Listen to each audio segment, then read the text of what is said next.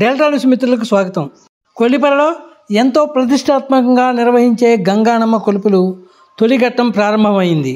దీనిలో భాగంగా హిందూ సోదరులు ముస్లిం కాలనీకి చేరుకొని మదార్ సాహెబ్కు సంబంధించిన జెండాను రామిరెడ్డి బొమ్మ వద్దకు మేళ తాళాలు డప్పు వాయిద్యాల మధ్య ఊరేగింపుగా తీసుకొచ్చారు. ఈ సందర్భంగా ప్రత్యేకమైన పురం ఏర్పాటు చేశారు గ్రామ పెద్దలు. జెండా నిలిపిన అనంతరం మొక్కులు ఉన్న వారంతా రామిరెడ్డి బొమ్మ సెంటర్కు చేరుకొని రొట్టెలు చుట్టలను నైవేద్యంగా సమర్పించారు.